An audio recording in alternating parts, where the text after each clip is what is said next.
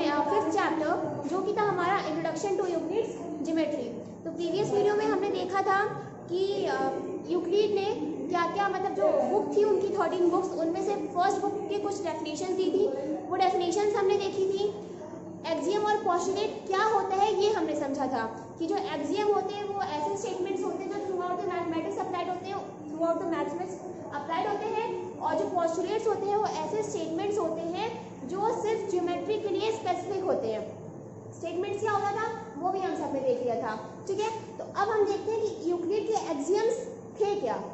तो पहला एक्सियम था कि things which are equal to the same thing are equal to one another. मतलब थिंग्स ऐसी चीजें जो एक ही चीज से इक्वल थी वो हमेशा इक्वल होती है। कहने का मतलब क्या है कि suppose a equals to b है ना, और हमारा बी इक्वल्स टू सी है, तो हम क्या देख रहे हैं कि जो हमारा ए है वो भी बी के इक्वल है और जो सी है वो भी बी के इक्वल है। तो एक्सियम के according a equals to c, axiom क्या है, things which are equal to the same thing, things which are equal to the same things, ठीक है, are equal to one another. मतलब ए और सी मतलब बी के ही बराबर है और बी तो बी के इक्वल होगा ही, तो ए और सी भी इक्वल होते हैं, ठीक है। ये था हमारा फर्स्ट एक्सियम।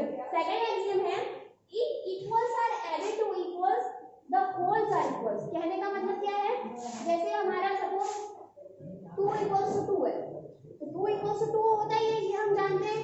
अब अगर इसी में हम दोनों साइड +1 ऐड कर दें, जैसे 2 इक्वल्स टू 2 है वैसे 1 इक्वल्स टू 1 है, हमने दोनों साइड 1 ऐड कर दिया तो क्या आया 3 इक्वल्स टू 3। ये है एक्सियम, यही हमारा if equals are added to equals. If equals मतलब 1 1 की इक्वल है तो दोनों साइड अगर हम 1 2 के इक्वल कर दें, क्यों, क्योंकि 2 में दोनों साइड इक्वल है।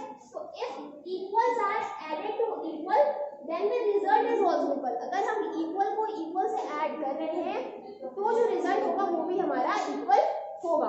Clear. Now let's move to axiom number 3। It is if equals are subtracted from equals the remainder are equal. जैसा सेकंड एक्सियम था बिल्कुल वही है थर्ड भी, बस सेकंड में एडिशन हो रहा था, थर्ड में सब्ट्रैक्शन हो रहा है। तो क्या है कि if equals are subtracted from equals, if equals are subtracted from equals then the result is also equal. If equals are subtracted from equals the result is equal। देखो 3 और 3 इक्वल है, उन दोनों में से हम 1 और 1 जो कि इक्वल है सब्ट्रैक्ट कर रहे हैं तो हमारा जो रिजल्ट आ रहा है वो भी इक्वल है, 2 इक्वल्स टू 2। अब चलते हैं फोर्थ एक्सियम पे। फोर्थ है things which coincide with one another are equal to one another. Coincide मतलब एक के ऊपर बैठ रही है, सेट हो रही है ना। तो ये क्या है, सपोज ये लाइन है हमारी AB और एक ये लाइन है हमारी CD, ठीक है। तो अगर ये CD AB पे कोइंसाइड कर जाए, कोइंसाइड कर जाए मतलब ये पूरी की पूरी इस पे सेट हो जाए, ठीक है। अगर ये जो CD है ये AB पे कोइंसाइड कर जाए मतलब पूरी इसके ऊपर सेट हो जाए, इस पे बैठ जाए, तो हम कहते हैं कि AB is equals to CD। वही एक्सियम कह रहा है कि things which coincide with one another are equal to one another, ठीक है। अब फिफ्थ एक्सियम है the whole is greater than the part। Fifth axiom क्या है, the whole is greater than the part। Suppose हमारी कंट्री है India, ठीक है, स्टेट जो होता है वो उसका पार्ट होता है, तो कंट्री हमेशा स्टेट से बड़ी होती है, स्टेट हमारा पार्ट है, कंट्री हमारी होल है। तो the whole is greater than the part, country हमेशा स्टेट से बड़ी होती है। अगर हम पिज्जा एग्जांपल ले लें, द मोस्ट फेमस पिज्जा जो आप सबको बहुत पसंद होता है, ये पिज्जा है, तो पिज्जा की एक स्लाइस उसका एक पार्ट होती है, तो ये जो पार्ट होती है ये हमेशा होल से बड़ी होगी, ये तो ऑब्वियस सी बात है, ठीक है। अब चलते हैं अगले एक्सियम पे जो कि है things which are double of the same things are equal to one another. इसके कहने का मतलब क्या है, सपोज हमारा x इक्वल्स टू 2a है और y इक्वल्स टू भी 2a हो रहा है, तो x इक्वल्स टू y होगा।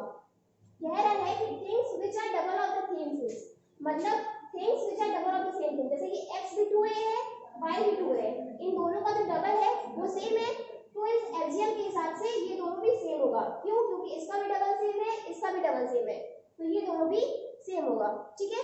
ठीक उसी तरह हमारा एक्सियम 7 है कि things which are half of the same thing are equal to one another.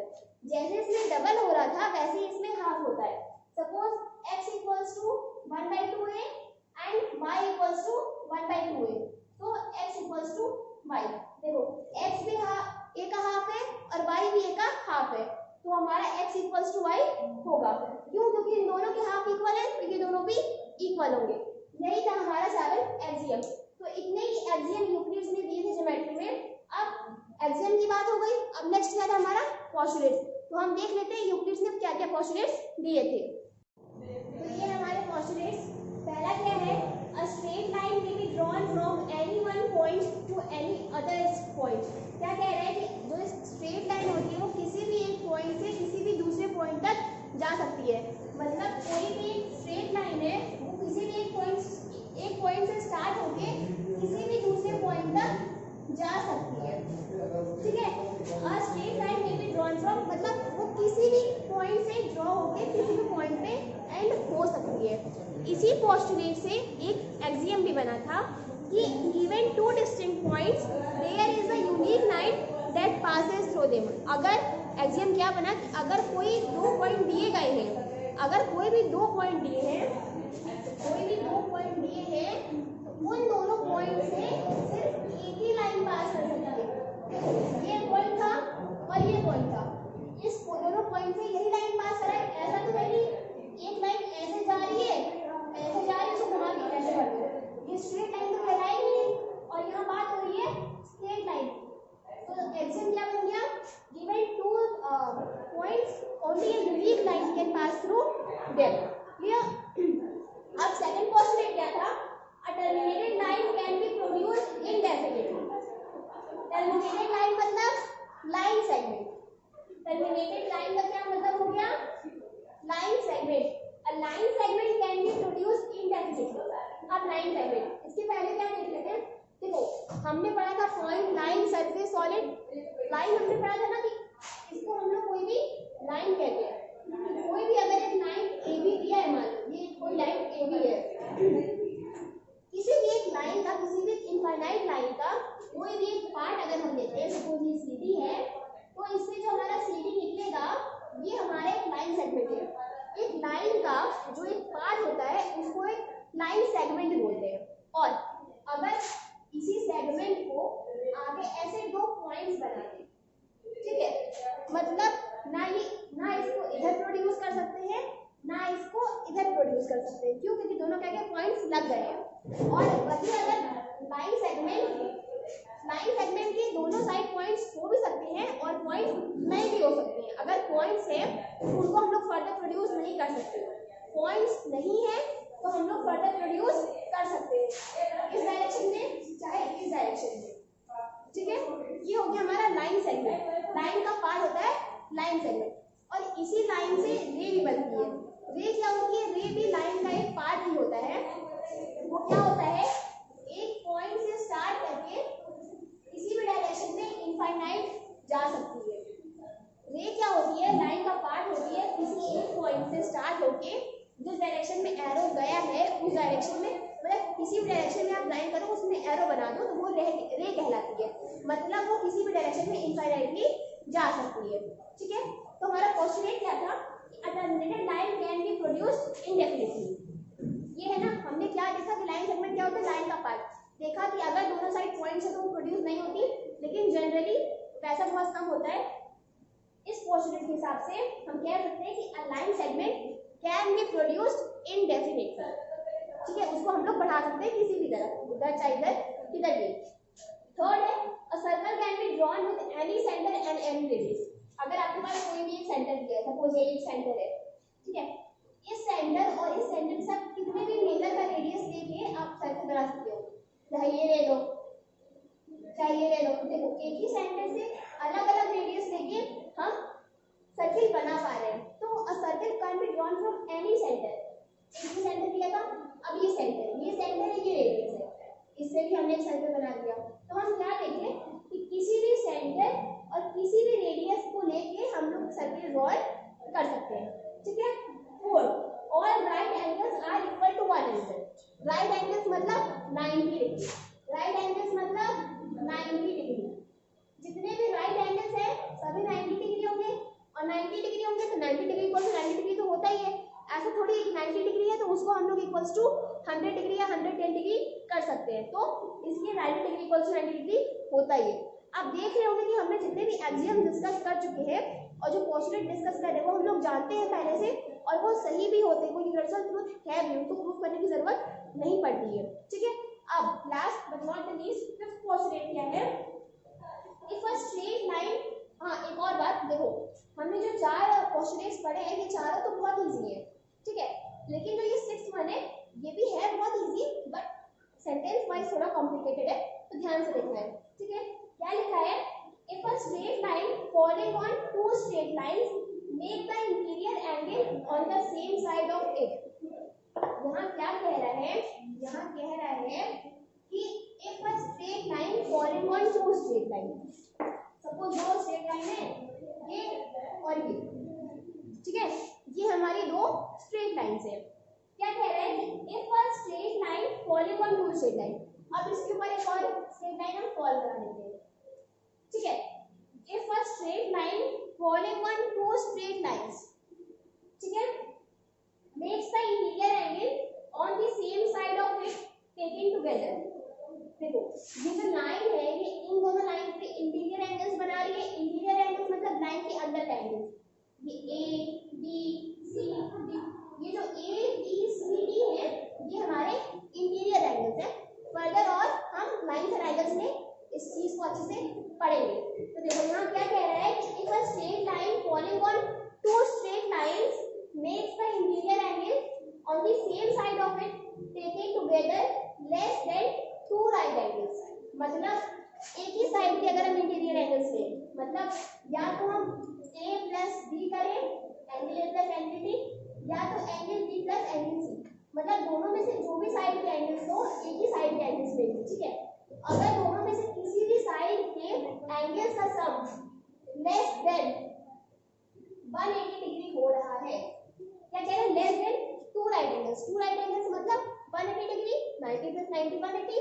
तो यहाँ क्या कह रहे हैं कि अगर 2 स्ट्रेट लाइन है उसमें से एक लाइन पास करा रहे हैं और उसके एक साइड के sum of interior angles is less than 180 degree, then the 2 straight lines if produced infinitely meet on that side on which the sum of angles is less than 2 right angles।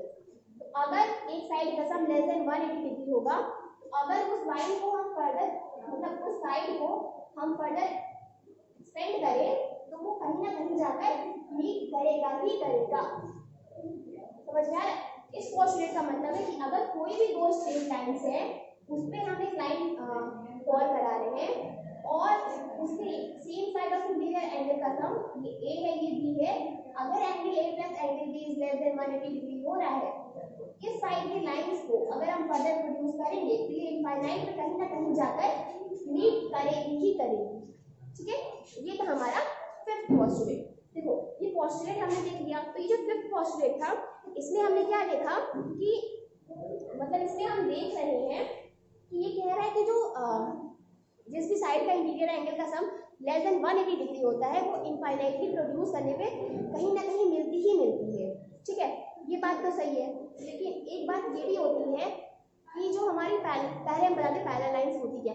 Parallel lines तो हम सब जानते हैं कि 2 lines हैं, ये दोनों कभी मीट नहीं करेंगी तो इनको हम बोलेंगे ये पैरेलल लाइंस है, दोनों बस चलती जा रही है कभी मीट नहीं करती हैं। पर इनफाइनाइटली ही एक ऐसा पॉइंट जरूर आता है जहां पर वो मीट करेगी। देखो जैसे हमने ये पोस्टुलेट देख लिया आप सबने, तो मान लो 4 तक का रब कर देते हैं। ठीक है, फिर तुम्हारे से हम डिस्कस करेंगे बाकी की चीजें भी। देखो हमने फिर पोस्टुलेट में देखा है कि कोई भी अगर 2 स्ट्रेट लाइंस पे एक लाइन स्ट्रेट कॉल कराते हैं हम लोग, तो जिस साइड के इंटीरियर एंगल का सम लेस देन 180 डिग्री होगा उस साइड की लाइंस को अगर हम फर्दर प्रोड्यूस करते हैं तो वो इनफाइनाइटली कहीं ना कहीं जाकर मिलती ही है, उसका एक इंटरसेक्शन पॉइंट होता ही है, ये हम देख चुके हैं यहाँ पर। उसी तरह जो हमारी पैरेलल लाइंस होती हैं वो कहीं नहीं करती, हम ये जानते हैं, पर इनफाइनाइटली कहीं ना कहीं ऐसा पॉइंट होता है जहाँ पर वो इंटरसेक्ट करेगी। जैसे मान लो सपोज ये कोई पॉइंट है, ठीक है, इससे एक लाइन चली आ रही, चली आ रही, चली आ रही, ऐसे करके चलती जा रही है, मुझे है ना। ये इससे एक और दूसरी लाइन चली आ रही, चली आ रही, ऐसे करके चलती जाएगी, चलती जाएगी, चलती जाएगी। तो वो जो पॉइंट कहीं ना कहीं मतलब ये आगे जाके पैरेलल होगी ही होगी, तो उस पॉइंट पे ये पैरेलल लाइन से जाएगी और उस पॉइंट के लिए ये पॉइंट जो होगा, उस पॉइंट के लिए ये जो पॉइंट होगा ये हमारा इंफिनिटी पे पॉइंट आएगा ना, मतलब बहुत इनफाइनाइट होगा, बहुत दूर जाकर होगा, ठीक है।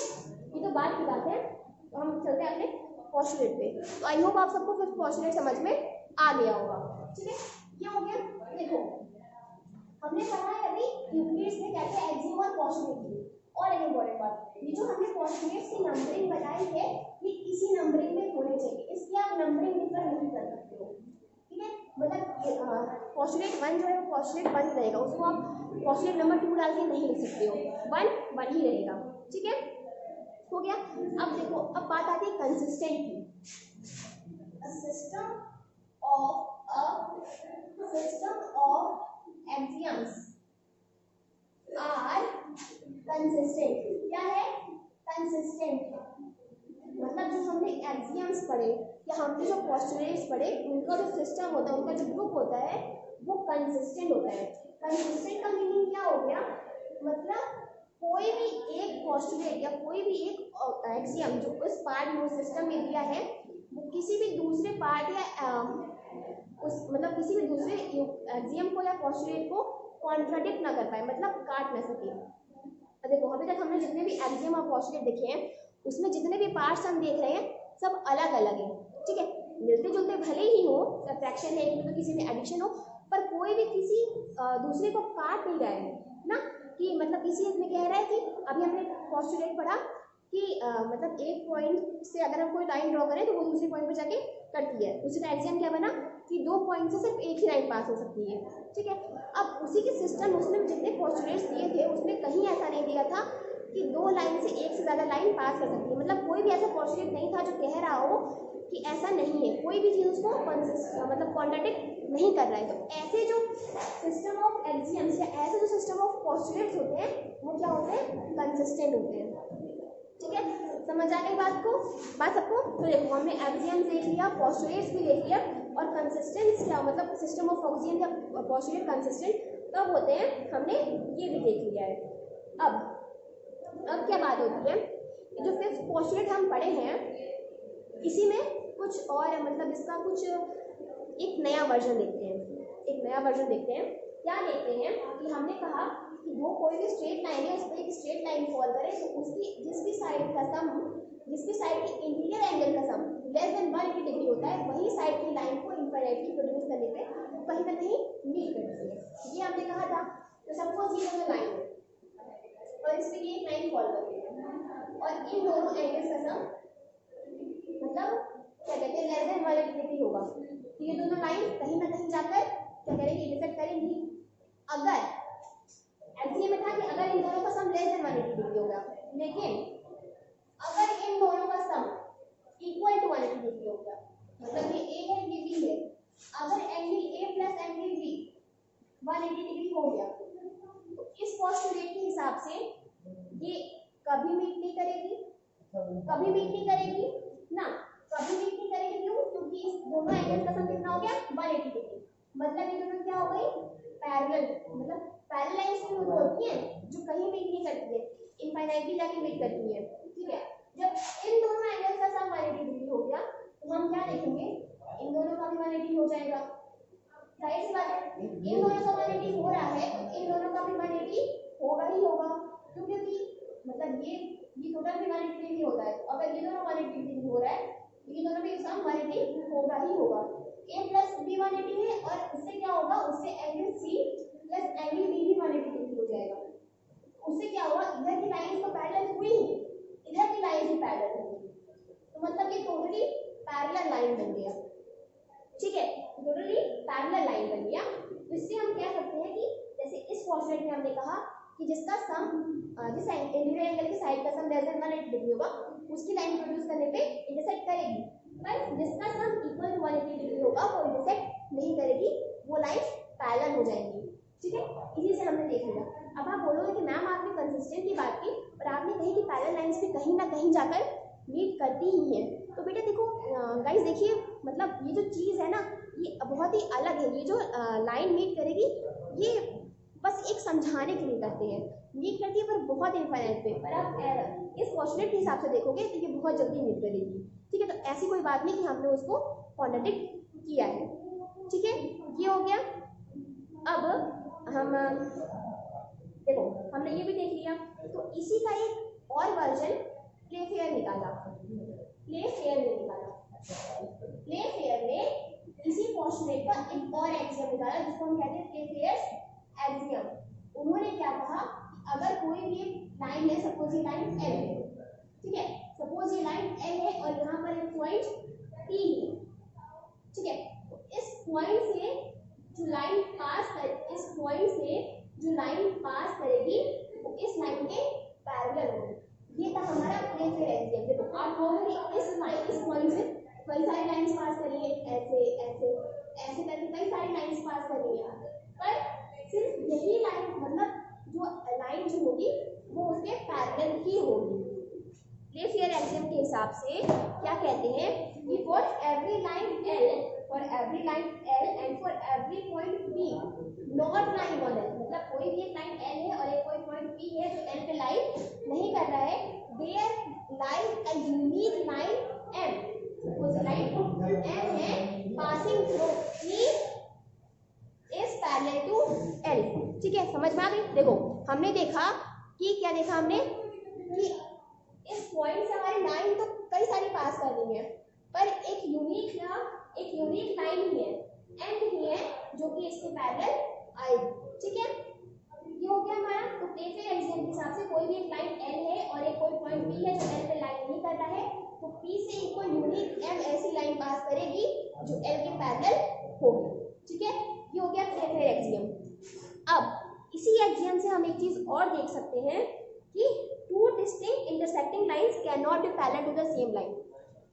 मतलब कोई भी दो इंटरसेक्टिंग लाइंस जो है, कोई भी दो इंटरसेक्टिंग लाइंस एक लाइन के पैरेलल नहीं होगी। ये जो लाइन है इसके पैरेलल लाइन ऐसे होगी और ये जो लाइन है इसके पैरेलल लाइन ऐसी होगी, पर ये दोनों लाइन ना तो इसके पैरेलल होगी ना तो इसके पैरेलल होगी। इसके पैरेलल सिर्फ एक लाइन होगी ऐसे या तो ऐसे, और इसके पैरेलल एक है। कहने का मतलब ये है कि कोई भी दो इंटरसेक्टिंग लाइन किसी भी एक लाइन के पैरेलल नहीं हो सकती, वो दोनों लाइन अलग अलग लाइंस के पैरेलल होंगी। अब जब हम बात करें इंटरसेक्टिंग लाइंस की, तो इंटरसेक्टिंग लाइंस में क्या होता है, जैसे लाइन इंटरसेक्ट कर रही है, सपोज दो लाइन है, ये दो लाइन है इंटरसेक्ट नहीं कर रही है, अब ये लाइन हुआ हमने इसको ऐसे किया फिर ऐसे किया, मतलब अगर हम कई सारे लाइंस बनाते जाएंगे तो ये देखो ये सारी लाइंस इस लाइन को इंटरसेक्ट कर रही है अलग अलग पॉइंट पे, पर जब कोई भी लाइन दूसरे पॉइंट को परपेंडिकुलरली करेगी, मतलब कोई भी लाइन दूसरे, मतलब कोई भी लाइन अगर किसी, सपोज लाइन एम है, लाइन एल है, कोई भी लाइन एम अगर लाइन एल को 90 डिग्री पे इंटरसेक्ट करेगी उसको कहते हैं perpendicular line. Clear to all? Now अब हमारा बचता है एक ही थ्योरम, थ्योरम नंबर 5.1। पहले थ्योरम क्या होता है देखो, हमने ये सब हम सबने देख लिया है। चलो हम थ्योरम के बाद, हाँ ठीक है, थ्योरम देखो ये जो एक्सियम और पोस्टुलेट थे, इन्हीं सबसे ऐसे स्टेटमेंट्स भी आए जिनको हम प्रूव कर सकते थे। कई सारे स्टेटमेंट इन एक्सियम और पोस्टुलेट की हेल्प से यूक्लिड ने कुछ थ्योरम भी बनाए थे। थ्योरम क्या होते हैं, वो ऐसे स्टेटमेंट होते हैं जिनको हम प्रूव कर सकते हैं। क्या होते हैं? ऐसे स्टेटमेंट जिनको हम प्रूव कर पाएंगे। ठीक है, तो अभी हमें सिर्फ एक ही थ्योरम पढ़ना है, वो हम देख लेते हैं क्या है। हमारा थ्योरम है कि टू डिस्टिंक्ट लाइंस, क्या है? Two distinct lines cannot have more than one point in common। ये हमारा थ्योरम था जो यूक्लिड ने दिया। जैसे यूक्लिड ने एक्सियम और पोस्टुलेट दिया था कि वो यूनिवर्सल ट्रूथ होते हैं, उनको प्रूफ करने की ज़रूरत नहीं होती है, उसी तरह उन्हें एक्सियम और पोस्टुलेट की मतलब मदद से वैसे करके उन्होंने कुछ ऐसे स्टेटमेंट बनाए जिनको हम प्रूफ कर सकते हैं। उन्हीं एक्सियम और पोस्टुलेट की हेल्प से यूक्लिड ने कुछ ऐसे स्टेटमेंट बनाए जिनको हम प्रूफ कर सकते हैं, और उन स्टेटमेंट्स को बोलते हैं प्रोपोजिशंस या थ्योरम्स। ठीक है, तो ये हमारा एक थ्योरम है जो हमारे चैप्टर में दिया है। ये थ्योरम क्या कहता है कि two distinct lines can not have more than one point in common. Theorem के हिसाब से अगर कोई भी दो पॉइंट है ना, कोई भी दो लाइन है, तो उन दोनों में मैक्सिमम एक ही पॉइंट कॉमन हो सकता है जहां पे वो इंटरसेक्ट करेंगे। कोई भी दो लाइन है, उन दोनों में मैक्सिमम एक ही पॉइंट इंटरसेक्ट हो, मतलब कोई भी दो लाइन है, उन दोनों लाइन में एक से ज्यादा कॉमन पॉइंट नहीं हो सकता है। आप बोलोगे मैम शायद हो जाए, पर देखो इसको हम लोग प्रूफ कर लेते हैं। हम लोग मान लेते हैं, चलो इसको प्रूफ करने के लिए हम कॉन्ट्रडिक्शन मेथड यूज करते हैं। कॉन्ट्रडिक्शन मेथड मतलब इसको हम गलत मान लेते हैं। हम मान लेते हैं कि चलो दो लाइन्स हमारी दो पॉइंट से पास कर रही है। सपोज हमने मान लिया कि हमारी कोई भी दो लाइन है, ये दो लाइन है, ये एल है, ये एन है, और ये दो पॉइंट से मतलब इन दोनों में दो पॉइंट कॉमन है। एक पॉइंट है यहाँ पी और एक पॉइंट है यहाँ क्यू। इन दोनों लाइन में ये दोनों पॉइंट कॉमन है। ठीक है, लेकिन अभी हमने एक एक्सियम पढ़ा अपने फर्स्ट पोस्टुलेट से कि अगर कोई भी दो पॉइंट दिया है तो उससे सिर्फ एक ही लाइन पास कर सकती है। ये हमने देखा था पोस्टुलेट 1 जो था, उससे हमारा एक एक्सियम निकला था कि given two points only one line can pass through them. ये देखा था, और हमने ये भी पढ़ा है कि एक्सियम हमेशा हमारे ट्रू होते हैं। तो अगर दो पॉइंट है तो उससे एक ही लाइन पास करेगी, और हमने यहाँ क्या माना है कि दो पॉइंट है उनसे दो लाइन क्रॉस कर रही है। तो ये जो हमारा एजम्पशन था ये गलत है। तो हम कह सकते हैं कि अगर कोई भी दो लाइन है उसकी ज्यादा से ज्यादा एक ही पॉइंट कॉमन होंगे। Clear to all? तो गाइस ये सब तो हो गया। अब कुछ इंपॉर्टेंट पॉइंट से हम देख लेते हैं। मतलब देखिए ये आपकी चैप्टर कंप्लीट तो हो चुका है। अब चैप्टर के कुछ इंपॉर्टेंट पॉइंट्स हैं वो देख लेते हैं। देखिए पहले पॉइंट हमारा कोइंसिडेंस से रिलेटेड है। कोई जैसे सपोज लाइन है, ठीक है, लाइन एक कोई एसी है, उसमें आपका क्या कह रहा है, एसी एक लाइन है, ठीक है, और बी ए और सी के बीच में लाई कर रहा है।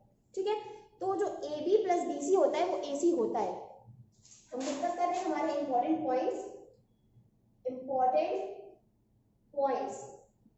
ठीक है, पहला है अगर कोई लाइन है ए बी एसी, उसके बीच में बी पॉइंट है, तो a b plus b c equals to a c होगा। देखो जो बी है ये बीच में है मतलब ए बी और बी सी इक्वल होगा। क्यों? क्योंकि ये दोनों कोइंसाइड करेंगे, और जो कोइंसाइड करते हैं वो इक्वल होते हैं। ये बीच में मतलब हाफ हाफ पार्ट में डिवाइड कर रहे हैं, मतलब इन दोनों का लेंथ इक्वल है, तो दोनों कोइंसाइड करेंगे, तो दोनों इक्वल है, ये दोनों इक्वल है, हो रहे ना। तो देखो तो ये दोनों जब इससे कोइंसाइड कर रहे हैं तो हम कह सकते हैं कि AC कोई लाइन है और AB प्लस BC भी, जैसे AB BC को कोइंसाइड कर रहा है उसी तरह AB प्लस BC AC को कोइंसाइड करेगा। क्लियर है? ये हमारा फर्स्ट पॉइंट था। अब सेकंड इंपॉर्टेंट पॉइंट हम कह सकते हैं कि जैसे एक इक्विलेटरल ट्रायंगल जो होता है वो किसी भी एक लाइन सेगमेंट से ड्रॉ हो सकता है। सेकंड इंपॉर्टेंट पॉइंट है कि अगर आपके पास कोई भी एक लाइन सेगमेंट दी है तो इस एक लाइन सेगमेंट से आप इक्विलेटरल ट्रायंगल ड्रॉ कर सकते हो। कैसे? सपोज ये लाइन ए बी है, ठीक है, ए को सेंटर और ए बी को रेडियस मान के एक आर्क हमने ड्रॉ कर ली। सिमिलरली बी को सेंटर और ए बी को रेडियस मान के यहाँ से भी एक आर्क हमने ड्रॉ कर ली। यहाँ पे मीट करेगा, ये अज्यूम किया गया है, यूक्लिड ने अज्यूम किया था कि ये मीट करेगा, तो इसको और इसको हम ज्वाइन कर देंगे, इसको हम ज्वाइन कर देंगे। तो देखो हम देख रहे हैं कि हमारा जो a b equals to b a होगा। जब हमने ए को सेंटर माना था तो ए बी रेडियस था, बी को सेंटर माना था तो बी ए रेडियस था। दोनों कोइंसाइड करेंगे तो दोनों इक्वल होंगे, ये दोनों इक्वल हो गए। ये दोनों जब इक्वल है तो देखो ये हमारा रेडियस होगा। अगर इस मतलब अगर ए बी रेडियस की बात करें और सेंटर ए की बात करें, सेंटर ए की अगर बात करते हैं तो सेंटर ए के हिसाब से AC इक्वल्स टू AB होगा। क्यों? क्योंकि सर्किल के रेडियस सेम होते हैं, इसलिए हमारा AC इक्वल्स टू AB होगा। और अगर सेंटर B की बात करें तो AB इक्वल्स टू BC होगा, क्योंकि इस सेंटर के हिसाब से ये दोनों रेडियस हैं। और अब हम देख रहे हैं कि हमारा क्या है, a b equals to a b है ना, तो ये कौन सा हमारा एक्सियम लग गया कि इफ इक्वल्स आर, मतलब इफ इक्वल्स आर, वो हमारा फर्स्ट एक्सियम था ना कि अगर कोई भी चीज इक्वल है उसी की equal, if same thing are equal to another then the things are equal, हमारा एक्सियम 1, एक्सियम नंबर 1 जो था हमारा वो यहाँ पर सेटिस्फाई हो रहा है। क्या था एक्सियम 1 हमारा, याद कीजिए, एक्सियम नंबर 1 था कि things which are equal to the same things are equal to other, things which are equal to the same things, यहाँ जो AC और BC है वो AB के बराबर है, तो हमारा AC और BC भी बराबर होगा। तो यहाँ से हमें क्या मिल रहा है, AB equals to BC equals to AC। तो एक लाइन सेगमेंट से हम इक्विलेटरल ट्रायंगल ड्रॉ कर सकते हैं, ठीक है। और हमने देखा कि अगर ये AC है तो AB, मतलब अगर कोई लाइन AC है और बीच का मिड पॉइंट है तो AC equals to AB plus BC होता है। क्यों, क्योंकि AC प्लस BC AC पे कोइंसाइड करेगा, ठीक है। तो ये हमारे इंपॉर्टेंट पॉइंट्स है गाइस, इसी के साथ हमारे ये चैप्टर खत्म होता है, एंड होता है। अब नेक्स्ट वीडियो में हम डिस्कस करेंगे इस चैप्टर से रिलेटेड एक्सरसाइज, ठीक है।